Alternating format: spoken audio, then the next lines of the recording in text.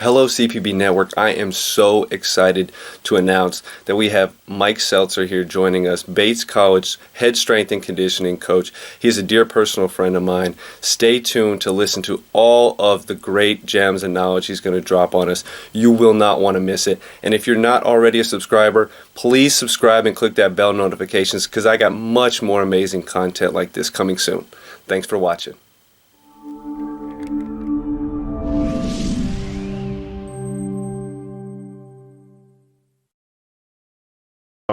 Just give us a little bit about your background in the game of basketball and kind of where that led you to right now.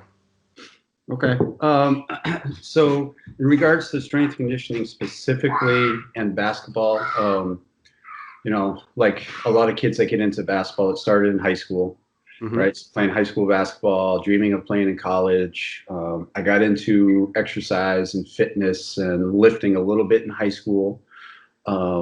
Just because I wanted to be able to jump higher, which is what a high school basketball player wants. Right. From there, I wasn't recruited, so I went to St. Anselm College and, walked onto the team, which I was very fortunate and blessed to be able to do that.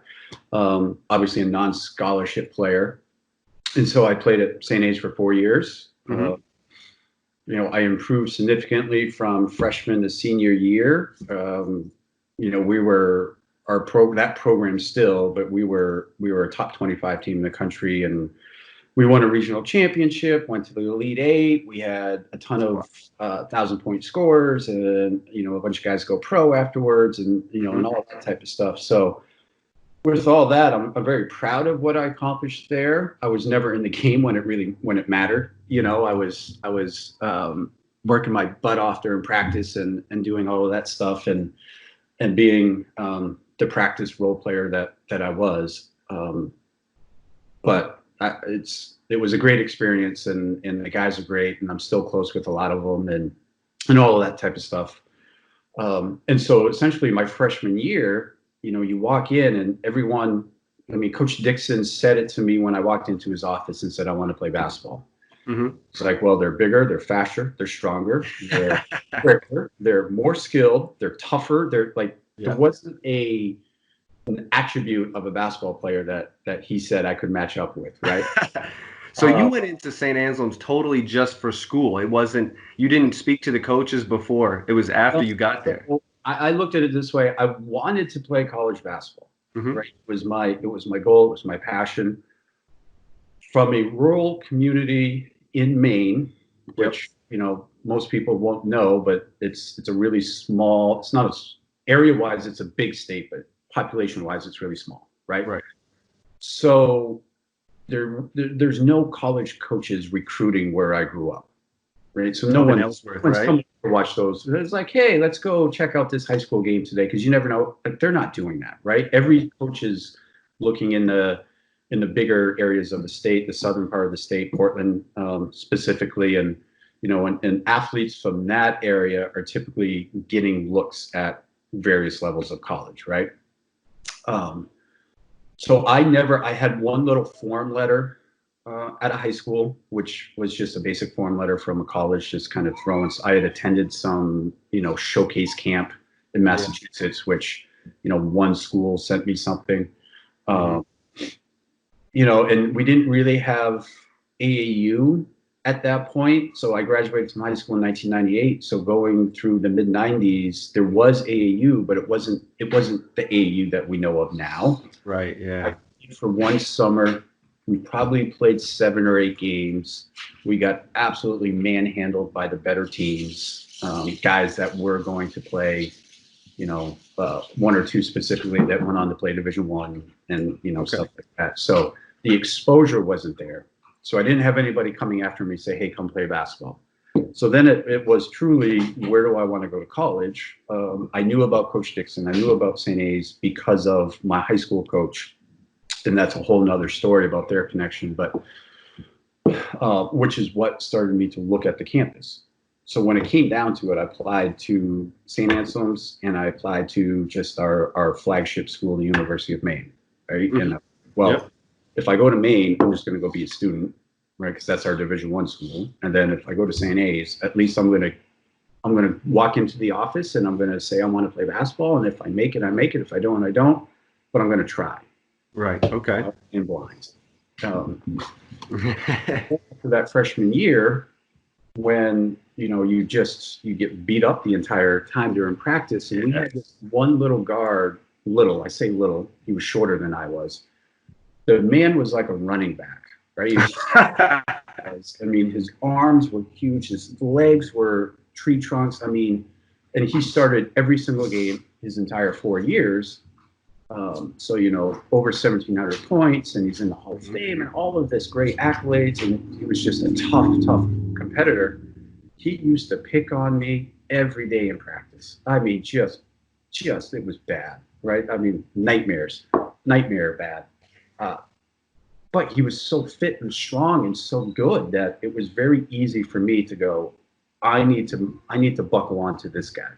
Right? Yeah, he was making you better. Yeah. Right? He wasn't even our best player, but he was like, he's doing something different, right? So I said, I want to follow you around in the weight room. I have no idea what I'm doing. I want to, like, what do I need to do? And so he took me into the weight room. I mean, we had scheduled lifts, but we didn't have a strength coach. So everything was just go. You have to go 3 days a week, but go. And we all went 4 or 5. So strength training was a big part, we all feel, of our success. And he just put me on a program. And it was his program. And I did that program religiously for 4 years, and I attribute that to a lot of just getting better and getting more comfortable and being stronger in my space and not being knocked off my position as much, and all the stuff that comes with strength conditioning. And then when he graduated after my sophomore year, I took a big sigh of relief because he wasn't picking on me anymore. So, but now you had the tools to do it by yourself. So, I mean, he was very valuable to you. So, I mean, it was an awesome experience again. And so I owe him a lot of credit because he never took it easy on me. I mean, he might have, I don't know. It didn't feel like he did, So, post-college, St. A's doesn't have exercise science as a degree. So I studied business. I worked in the business world. I hated wearing a shirt and tie. So I was living back in my hometown, and I met a gentleman who is now one of my closest friends, and he had also played college basketball, and he had played a year in Israel post-college. And he had this really cool program that he still runs today. And he runs it as a nonprofit, and it's essentially basketball skill training, and then there's a side component of strength conditioning. So we're probably talking 2003 or 2004. He and I met through playing on men's leagues together. And then he's like, hey, come help me with my program. So it was the way he communicated with the athletes, the way he coached, the way he taught the game, all of that stuff. I give him a lot of credit because it molded me into what I feel like is a really is the appropriate way to communicate with young athletes, right? It wasn't the typical, some coaches just like to yell and scream and like they're really hard on people. He was always trying to bring the kids up, And so I really, really liked the way he communicated. I liked the idea of the program. I liked the effect that the program had on these athletes, more about just their self-confidence and their attitude and the mutual respect, let alone that they were becoming better basketball players. Right. So I took it to my hometown. And then I slowly started having parents saying, hey, can you take, my son or daughter into the weight room and teach them how to be strong? And that's when the strength conditioning bug hit, because I had enough foresight to say, I need to be certified.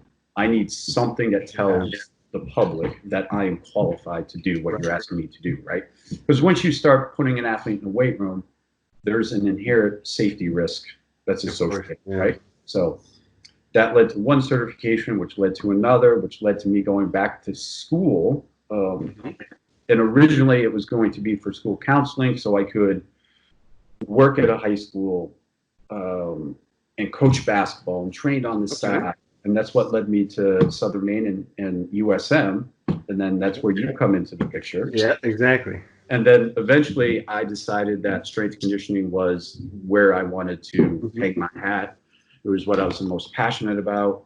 It was where I thought I was having the more positive effect on students and athletes, all that stuff. So I went to strength conditioning full time from that. So I am a graduate school dropout for that reason. So it seems like your program was a little like ahead of its time. It was more of a transformational approach than transactional. When you talk about, a lot of coaches are just trying to get whatever they can get out of their guy at that time. It was more for setting them up for the futures to be successful, to instill those habits in them to continue for their own successful career. Right. And I think what year? I mean, so I was at USM from 2008 to 2011. Oh, I didn't realize that. Okay. So you came in what, 2009 or 2000? That very last year. No, that 2010, 2011. Yeah. So I had you as a player for 1 year. And then I think our relationship grew like the year after that and the years after that, because we would still do workouts together. Definitely. So, yeah. That's where we spent a lot of time bouncing ideas off of each other. Yeah.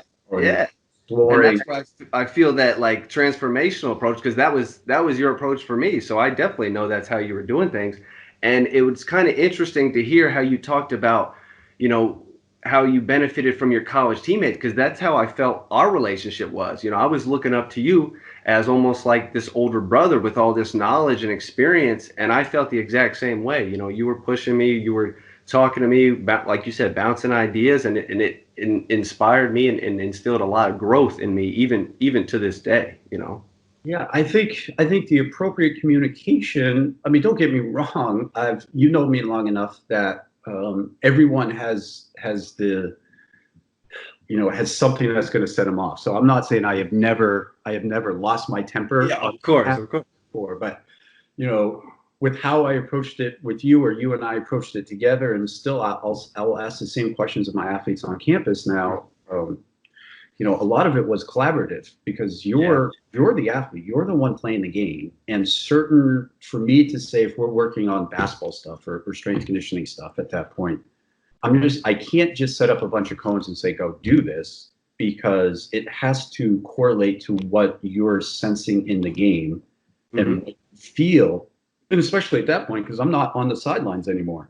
So all I know is what you tell me. And so the athlete's maturity and insight into their game and what they feel is going to help them succeed is what needs to lead you into, well, we're going to do this. Yep. If this gets us where we want, then we're going to do it. If it doesn't seem right, it doesn't feel right, it's not having the right effect, then we need to change it a little bit, right? We need to move in a slightly different direction to get the training effect we're looking for. And that's the same thing in the weight room, right? So that was a lot of fun, because we could just bounce. And there was, at that time, social media was really starting to come strong with trainers producing stuff and posting it on stuff like Instagram or social media, YouTube.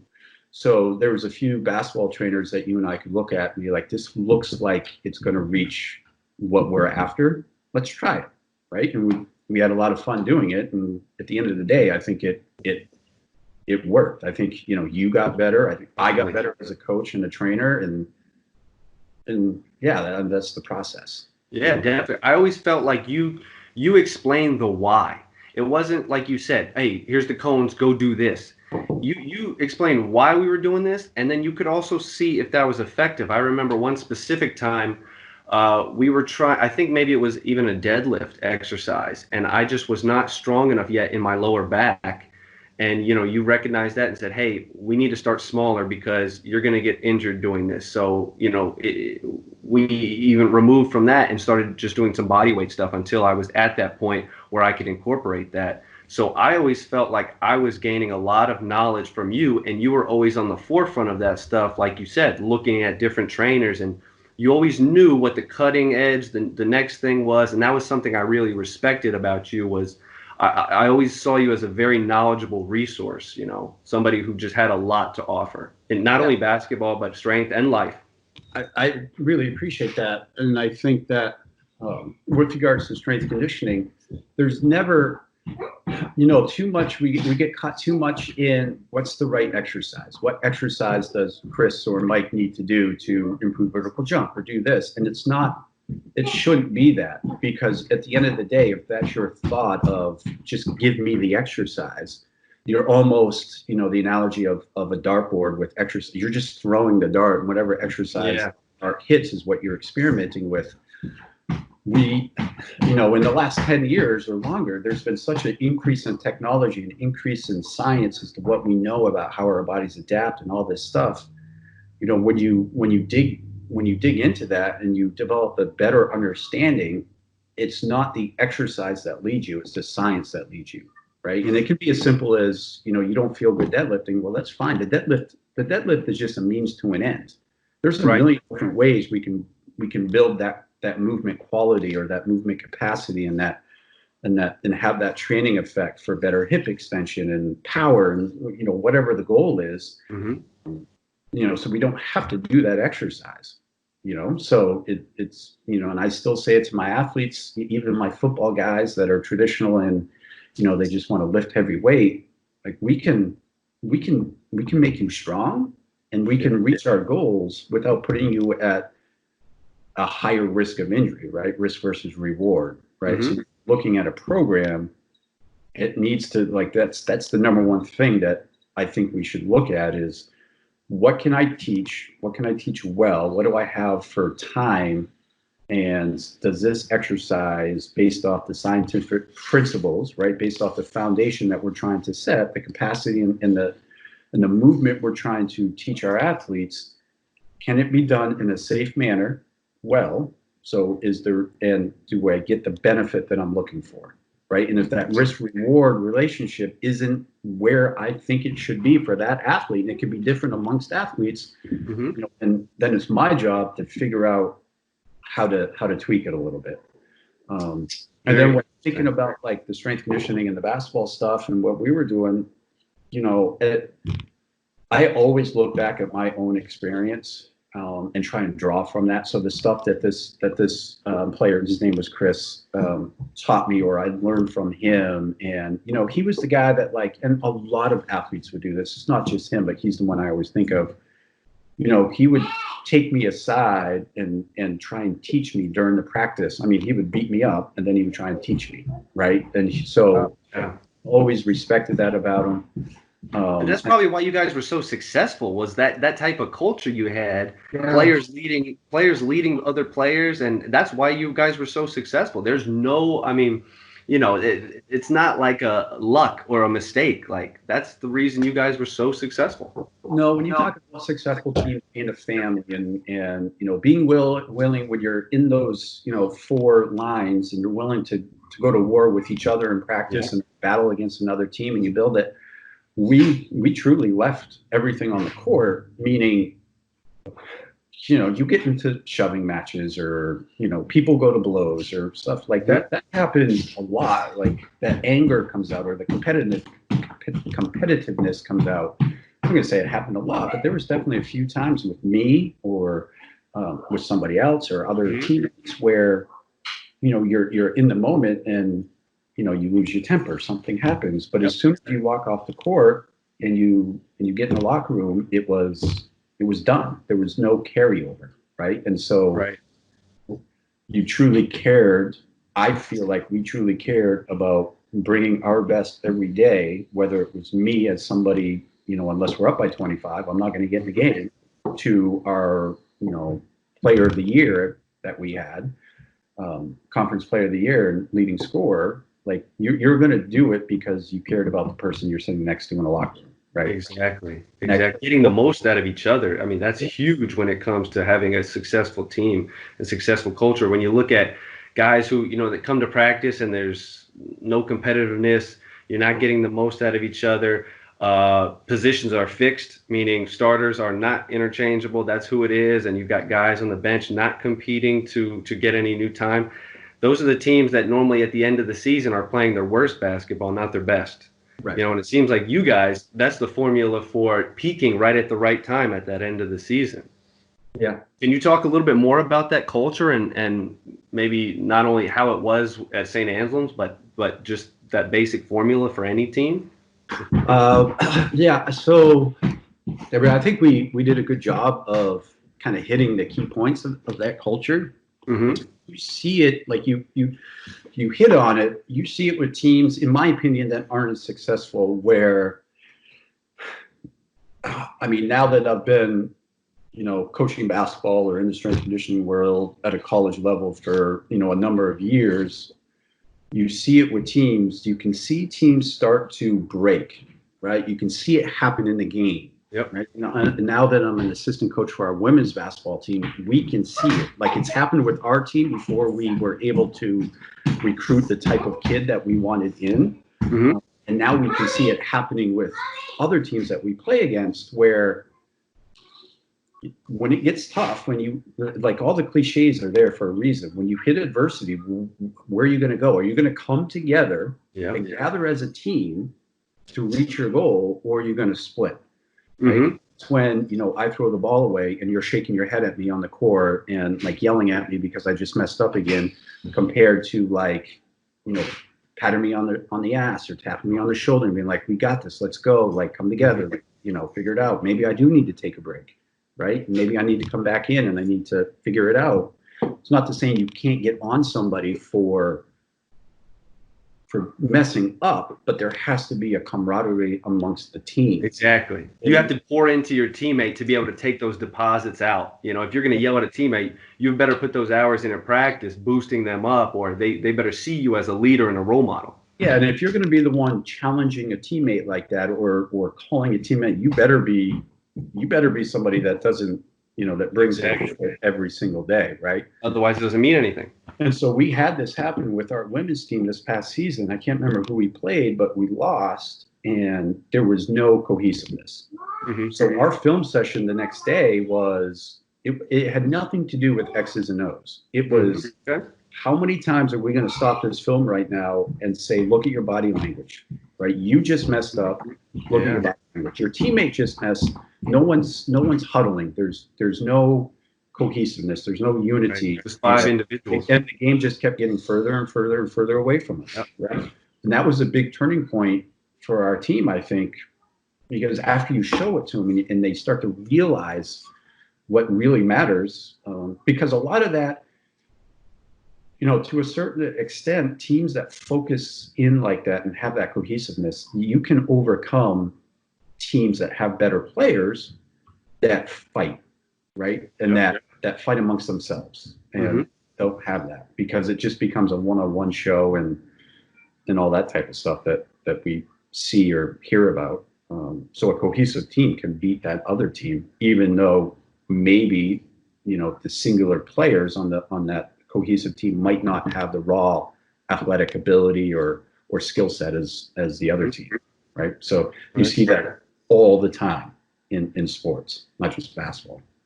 Yeah, exactly. And one more thing to touch on the culture. I remember, my freshman year of college, we had, a couple amazing players, but, other than that, our talent level was very even with other teams, but we made it to the second round of the NCAA tournament. We won our conference tournament. We won the regular season in the conference. And I think only lost maybe 5 or 6 games out of 30. And that was because we came together so well in the offseason, because we were pushed so hard by our coaches. We felt there was nobody else working harder than us in the country. It didn't matter what level. And from that, we just built this brotherhood, because, we were pushed to the point where we were breaking down. Practice was so much harder than the game. Yeah. By the time we got to the game, it felt easy. And we just knew we were going to roll over somebody, and then, have an off day on Sunday, and then have to go right back to, competing and the hard stuff on Monday through Friday. Yeah, and I think that's a sign of a mature basketball team.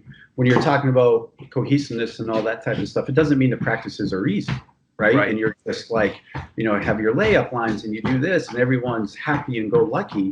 You're pushing each other. You're being pushed to the limit, right? And you're coming together in that struggle of how hard it is. And that's going to tell you that, A, you have mature athletes, a mature team that's going to succeed when adversity hits. Mm-hmm. That's what we used to tell our our athletes, our girls, listen, if you need to come together to fight us, like, screw the coaches, like we're going to get together and we're going to kick the crap out of this team, or this, just because we're yelling at you, or we're mad at you, or we're pushing you really hard. Like that's what we want. I mean, ultimately you want them on your side, but we want the team to come together. And if you need to use us to do that, I don't care. Like, how many times did you leave, practice going, man, coach was an a-hole. Coach was this to us today, right? But you all come together, and then you have the maturity to know that you're doing it for a reason, right? And you're building a system and a mentality that's going to carry you to, a successful season like you had. So, yeah. So going back to what you were talking about, strength and conditioning wise, it seemed like the overall message of what we started to talk about was that strength and conditioning is very individualized, right? You couldn't take the one formula and use that for your entire group. But you work with so many athletes at one time. I know you have fall sports one time, you have winter sports, spring sports. How do you individualize the program, or how do you attack that where everybody's getting what they need? So there is an individualistic component of strength conditioning, but you can also make it a little bit global, right? Okay. So at the Division III level, I'm the only strength conditioning coach at the school. Right? So there's 31 teams.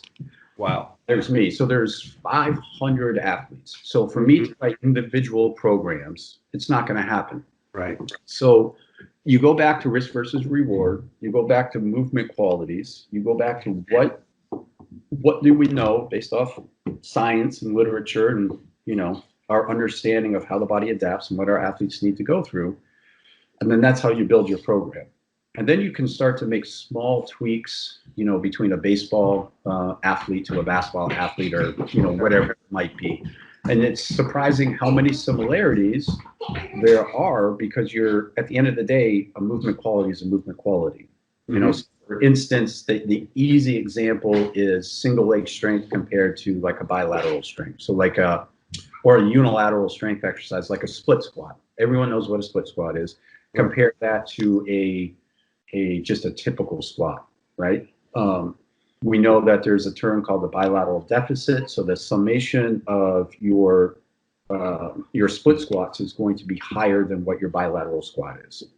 And we know, so for instance, I've had athletes grab, 125-pound dumbbells, hold them, and do a split squat or a rear foot elevated split squat. So in essence, that's 125 per leg, which equals 200, which equals 500, right?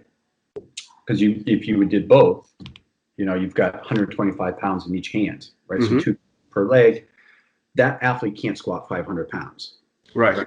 So, and we also know that, because you're doing something that's unilateral, you still have 2 points of contact, but you're in a straight line. So your center of mass can sway. It's, so there's a balance component. So other muscles are engaging harder to stabilize what you're doing. So I think that the training effect is higher. And so there's a bigger carryover to sports. Okay. In my opinion, and I think it's an opinion that is expressed a lot in the field. It's not that bilateral squatting or anything like that is bad. It's just that from my perspective, when I look at risk versus reward, if I can load an athlete that way with less absolute weight, but a higher training effect, well, I'm going to go to that. And then when you think about change of direction, cutting, stopping, acceleration, it's predominantly on one leg.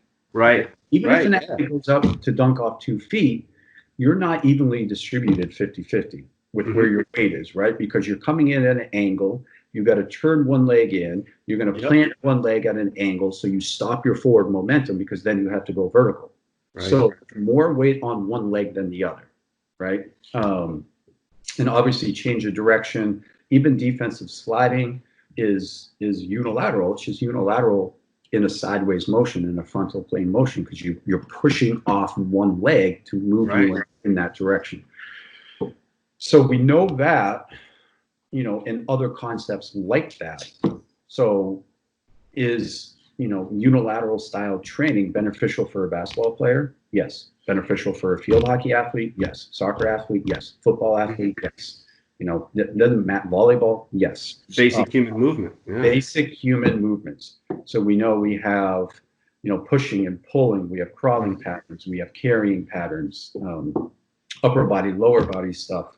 And as long as you're integrating all of those movements, you're going to hit what the athletes need. Okay. You can have programs that look very similar between a swimmer or a basketball player, but you can still reach and get the goals that you need to go, that you need to get. You can hit the movement capacity, the movement efficiency, the movement qualities that you're trying to get, and they can both have success in their sport. Okay. People always talk about sport-specific training, and I always tell my athletes there is no sport-specific training. Because there's a lot of crossover. What we just talked about, right? So I can tell you that split squat example, that is quote unquote sport-specific training for every sport. Every sport, yes. Right. So, the sport-specific training comes on the basketball court. That's what sport-specific training is, right? That's your skill set, right? So, I had a tennis athlete challenge me on it. I said, well, what do you want me to do? You want me to give you a 25-pound tennis racket and go swing it? Like, no, I want you to develop these strength qualities and these power qualities, or, whatever we're after. We're in a high force development phase where we need to lift a little bit heavier weight because your power is force times velocity. So if you want to swing a racket faster, or you want to jump higher on the basketball court, you got to have a higher power output, right? Which is compared to your body weight. So now I have force being mass times acceleration. So how much does Chris weigh and how quickly can he move that mass? And I have velocity, which is the displacement divided by time. So where am I going and how fast am I getting there, right? So when you multiply those two, you get your power output, right? So your strength conditioning program is going to mirror that. You're going to go from a high force development phase where you might be lifting a heavier weight and teaching the body how to do work. And strength, it can be defined, I think, correctly as an internal tension against an external load. So, think about lifting something heavy and your body tenses up, right? It irradiates. It gets all of this tension to try and handle that load, and then your body adapts and that load becomes a little bit easier. And then you move forward. And then you just continue down the spectrum, and you, instead of lifting heavy, you start to move stuff really fast, right? So now it can be, from high force to the highest velocity is your plyometric training, right? And the product of that is your higher power output, and that's where you can start to kind of separate stuff, right? So basketball players might need to do some more plyometric training style stuff than maybe somebody else, right? But you're still using the qualities that you're trying to develop to determine what the athlete's going to do, right? Wow. That's extremely interesting. So with things kind of like, crossing over from sport to sport, everybody has basically a very similar, body makeup. Do you test every athlete in a very similar way? Is that more sports specific? How do you test to see, whether a athlete can handle this? Where should they start? Where, should they start a little higher than another athlete? What is your process of evaluation? So unfortunately, because of the situation that I'm in, one strength coach, 500 plus athletes, multiple teams, I don't test every team. And test is only good if you can retest, right? So a test gives you a baseline, tells you where you're at. Right. If we're talking a strength test, or if we're talking some form of a movement assessment, and then you need to retest to see where you're going. Luckily, with all the research and the science out there, and if you put a quality program together, like I believe I have done, you see the progress, and the athletes can feel the progress.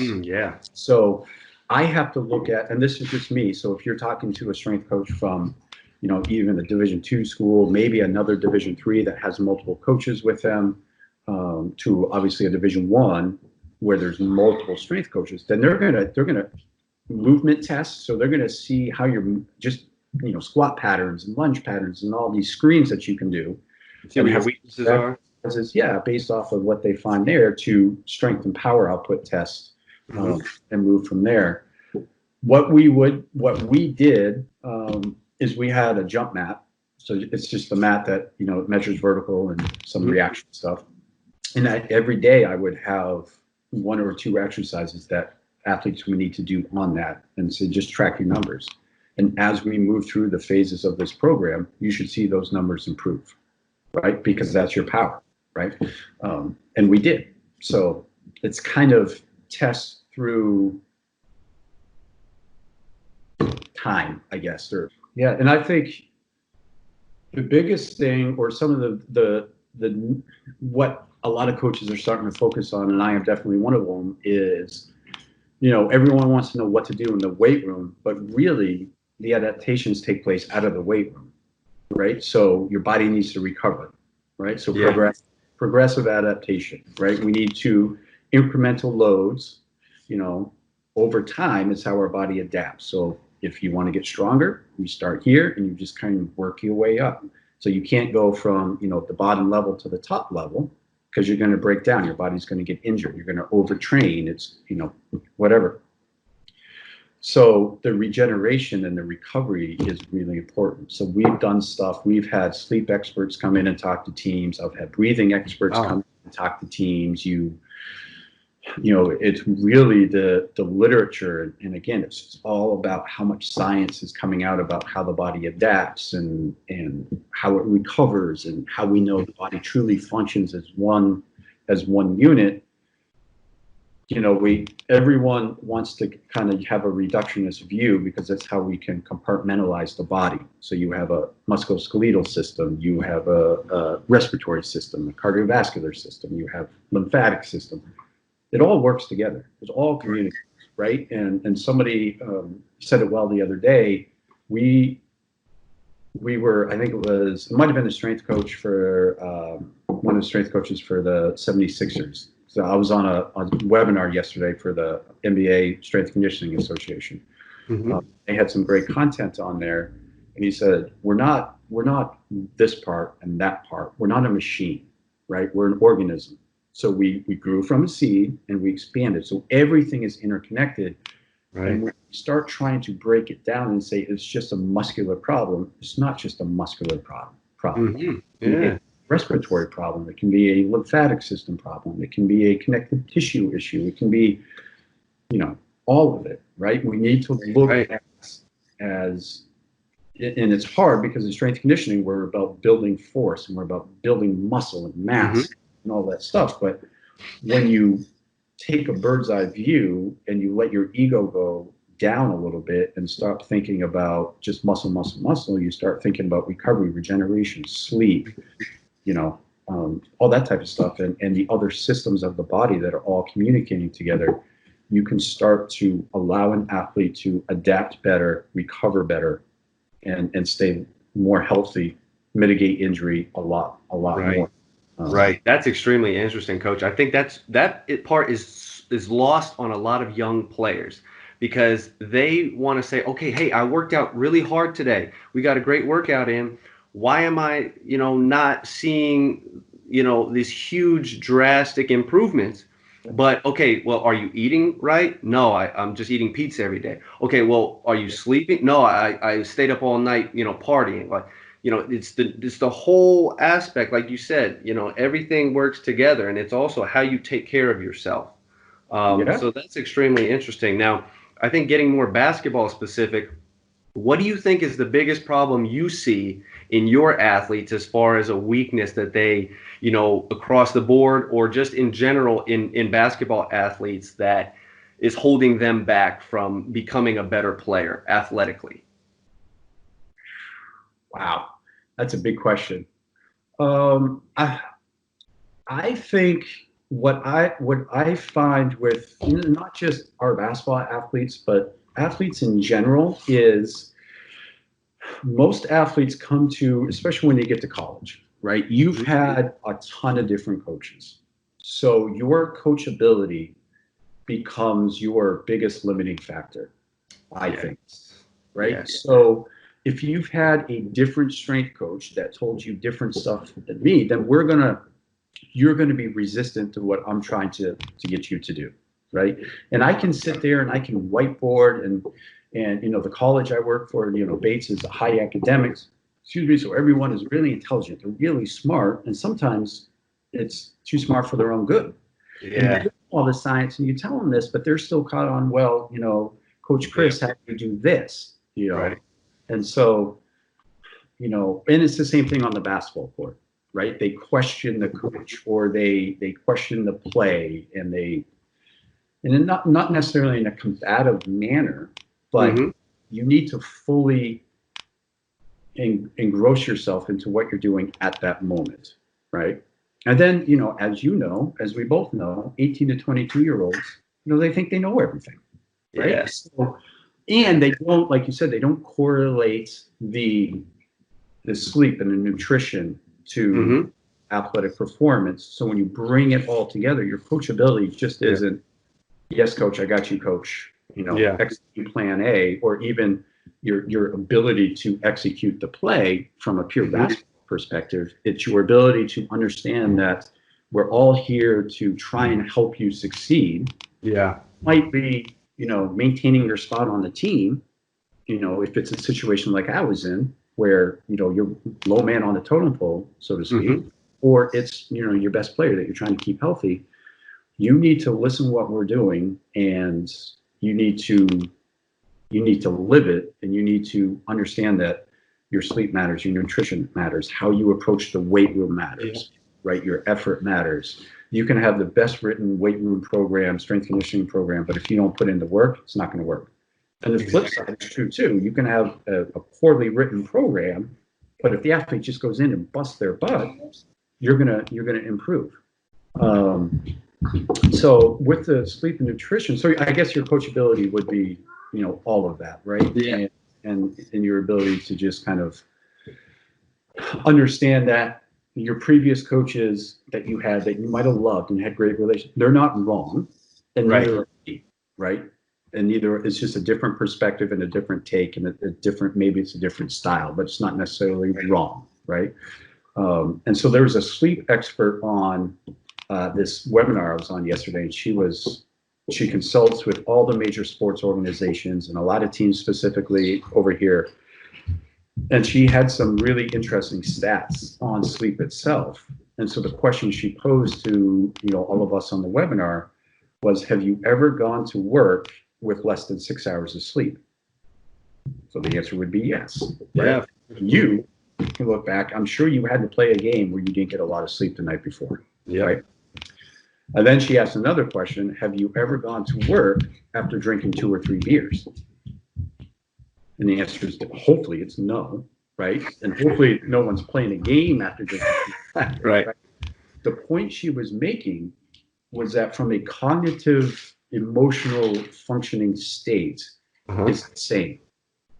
So if you get 6 hours or less of sleep, and it actually is at 4 hours, it's 5 to 7 drinks. So now you're technically legal limit. If you had actually done that, go get in your vehicle. Wow. And what happens is you end up, your decision making isn't made in the area of the brain where we can analyze and we can have logic and we can make sound decisions. It's made off an emotional state. Wow, that is Even extreme. the decision making on the court can be made from a emotional state in that setting, as opposed to, what does the logic tell me? What is my quality of my decision making tell me? And it's just purely reactive, and it's emotional. So, which is the first time I had heard that from a sleep perspective of 6 hours equals 2 or 3 beers. So I've never heard that either. That's amazing information. it was interesting, and she obviously had the slides on the science of it and that stuff, and stuff that I need to research more. There's a really awesome study that you can Google and find. They did a sleep study at Stanford University with the men's basketball team, maybe 10 years ago. So they did a control period of maybe it was 3 or 4 weeks, and they just monitored the sleep in season of these athletes, men's basketball. And then they measured some metrics. So they measured free throw shooting accuracy, 3-point shooting accuracy, peripheral vision reaction test, a court sprint, and then their palms, which is their mood states, how they feel about themselves and the way that they're playing and all that stuff.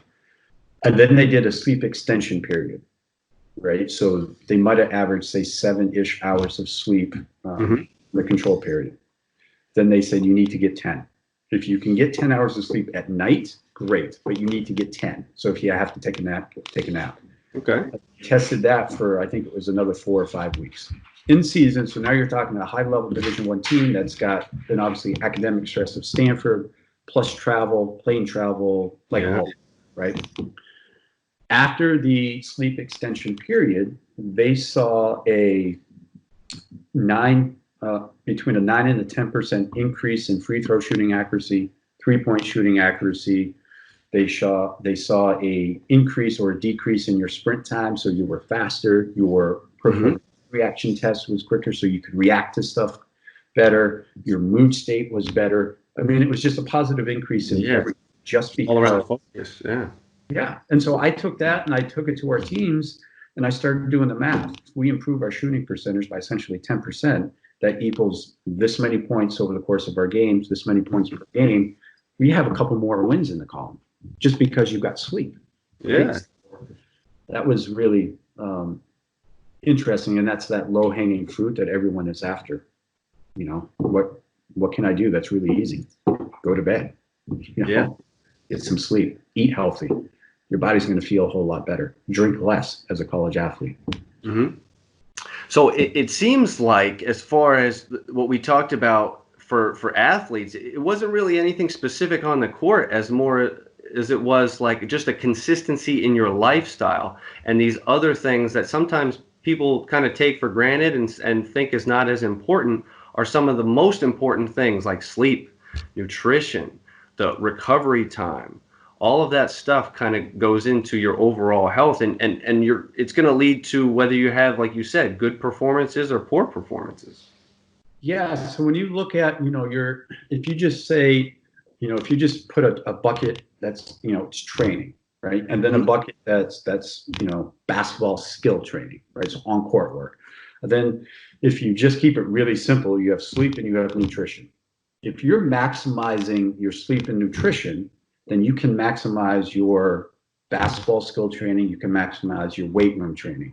But if you are neglecting, your sleep and your nutrition, then it's really hard to continue to fill that bucket, right? We know that you're going to have a higher increase of injury if you're not eating well and you're not sleeping well.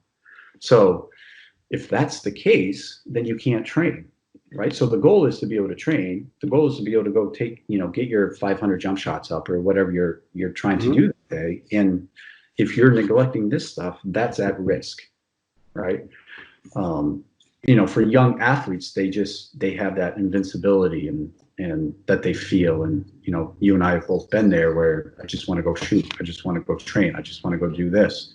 And I'm going to eat that pizza at night, or I'm going to, whatever. Right. I'm going to drink with my college buddies at night, then I'll go get a workout in the morning.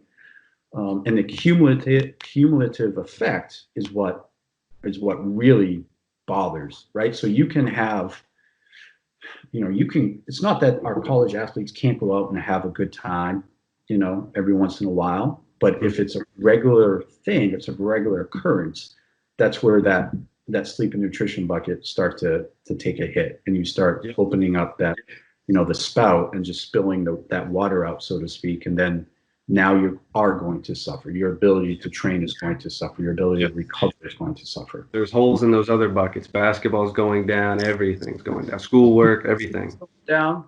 So all that stuff, it's going to have, an effect on your psycho-emotional state, right? Yeah.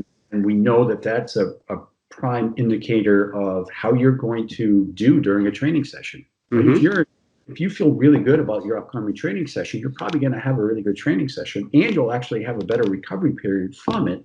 But if you're going in feeling, terrible about it, and you're essentially afraid of it, not afraid, but, worried about it in some aspect, because maybe you did binge drink the night before, maybe you haven't got a lot of sleep, then you're not going to recover well from that. You're not going to be able to train as well, and then your recovery is going to suffer, right? Exactly. So it really has to be a holistic approach, which is why now all of the major sports teams, all of the major athletes. LeBron is famous for this now. Kobe did it. They all do it. They have nutritionists. They have, talking to sleep experts. They have people to really take care of them and tell them this is what you need to do to be able to play, right? Mm-hmm. Like LeBron, that article came out, I don't know if it was a year or two ago, he spends $1 million. Yeah, I was just about to say, just his body, every year.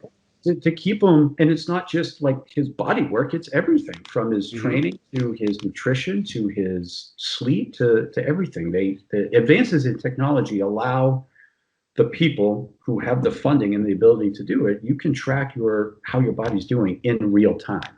Mm-hmm. You can know. At our level, at this Division III level, you can use something like a subjective questionnaire. You come in and how you feeling based off of this, because stress is going to be that governing factor.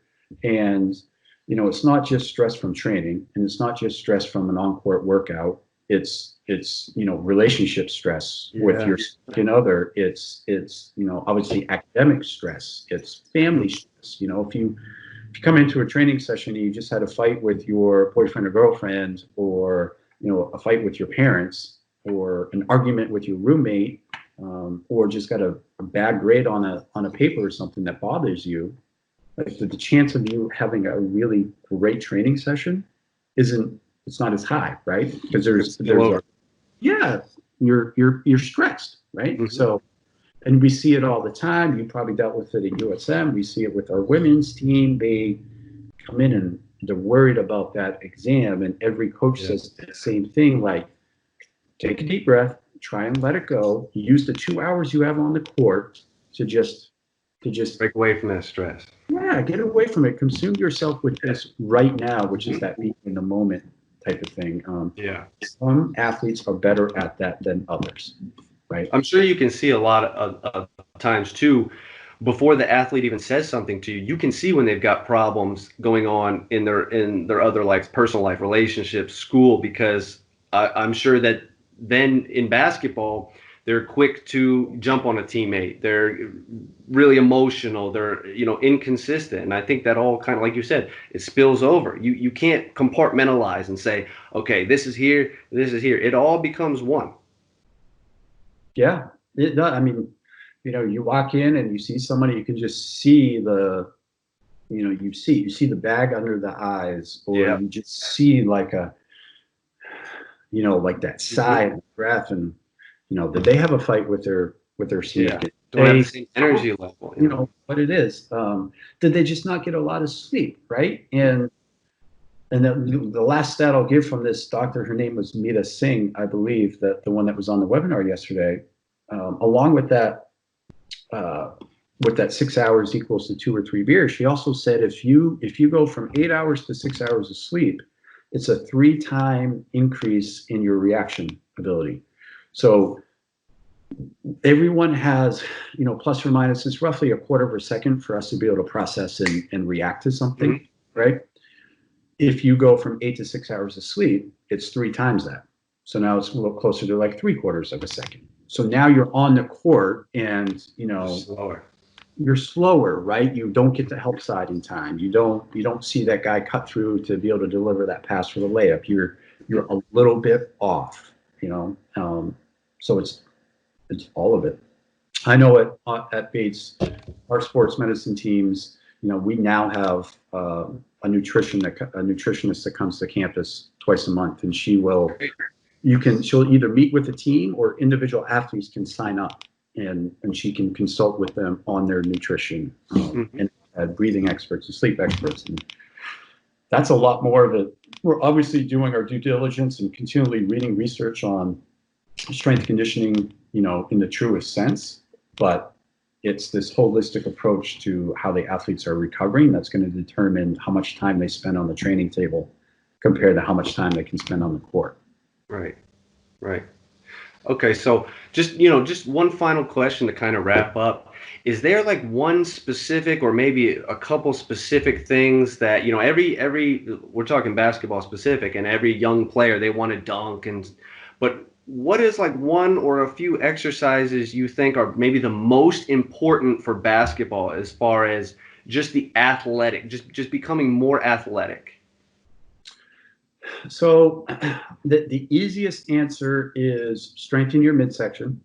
Mm-hmm. So, your quote unquote core, which is an overused term, but not your six pack muscles, that's an aftermath, but really the muscles that stabilize what your midsection is doing, because you have to have a strong, core, strong midsection to be able to resist, momentum, right? Because when you're talking about change of direction, which is heavily, it's what basketball is, you have to be able to handle mass and momentum, right? Mm-hmm. So my mass, my weight, and moving at X amount of speed, I got to be able to handle that. And I also have to, for vertical jump, it's gravity, right? So gravity is the constant pushing us down onto Earth. We need to be able to push against that, separate from the Earth, and that's jumping. Mass times momentum, and mass and momentum is what we need to guard against. So your midsection is going to help you stabilize against that, right? So if if we're standing next to each other and I push on your shoulders, you're going to dig in with your legs, but you're going to feel your midsection. You're going to feel your hips, your glutes. You're going to feel all that tighten up to guard against that, right? Mm-hmm. From a leg strength exercise, if I was just going to say two exercises to get really, really strong at, would be a unilateral based exercise based off what I talked about earlier. So either a split squat or a rear foot elevated split squat, which would be the progression of that. Because that will, we talked about the bilateral deficit, and we talked about change of direction. We talked about being able to have that control. And that will have a better carryover to, even if it's a basketball player that's predominantly a 2-foot jumper, as opposed to the opposite of that, right? So we know that single leg strength will carry over to bilateral jumping more than bilateral strength will carry over to single leg jumping, right? So you kind of hit everything you need with that. A single leg RDL pattern, where you get that hip hinge and you get a lot of balance. And then the most overlooked part of the body, I think, and we try and get our athletes to do it a lot, is training your foot and ankle. Yes. Right? So that connection to the ground needs to be there. So you can do some barefoot balance work. You can do some intrinsic foot strength. You can work your ankle dorsiflexion and make sure that you have full range of motion of your ankle, because in basketball we're locked up because people wear high tops, and some people wear braces because they've had previous roles. You want to make sure that the first point of contact to the ground works really well. The muscles that are in that foot and ankle complex can do what they need to do to stabilize, but also because there's so much stuff going on down there from a joint mechanic standpoint, that it can move the way that it needs to move to then filter information up the chain, right? So, and you can get into the whole, there's, another 4-hour conversation we could have about it. But if you have good control over what your foot and ankle are doing, it's going to help you control what your knee is doing. It's going to help you control what your hip is doing. It will work up and down the kinetic chain. And then you strengthen your legs from both a knee dominant perspective, like a reverse lunge pattern to any progression of that, and a hip hinging pattern. You're probably going to, and you strengthen your midsection, you're going to be in a pretty good position to succeed, right? And to be able to sustain higher levels of training for a longer period of time. There's a lot of stuff in strength conditioning where people will say, never let your knees go past your toes and all of this type of stuff. And that's not really, it's only an accurate statement if the athlete hasn't prepared themselves for that, right? And then if you know how to train appropriately, because every time you take a jump shot, every time you jump, every time you dunk and land, your knees are gliding in all kinds of motions, right? So it's about building the capacity to handle that. So we incorporate very specific, the stuff that we call CARs, our controlled articular rotations. If you look at a picture, I can send you this post. I took a screenshot of a slide from the strength conditioning coach for the Oklahoma City Thunder. Basically, I had a picture of an athlete, an athlete of another team, getting ready to drive left baseline drive. And it went through what each position, what that joint is doing. So what the ankle and foot is doing, what the knee is doing, what the hip is doing, what the upper body is doing, what the shoulders are doing. And there's so many micro movements that are taking place to be able to express that explosiveness that you want to have something in place to self-evaluate that on a regular basis, to make sure that my ankle moves really well, to make sure my knee can unlock when it needs to and has full flexion and extension, but also rotation from the tibia and relation. You want to know that the hip can move through all of these ranges of motion so that I can then express that when I need to, explosively. Because if you can't do it in a controlled training environment, you can go express it explosively, but at some point, there's going to be a buildup of stress, and you're going to, the injury occurs, right? So we use those controlled articular rotations to kind of self-assess and time and give good quality information to the nervous system and all of that type of stuff.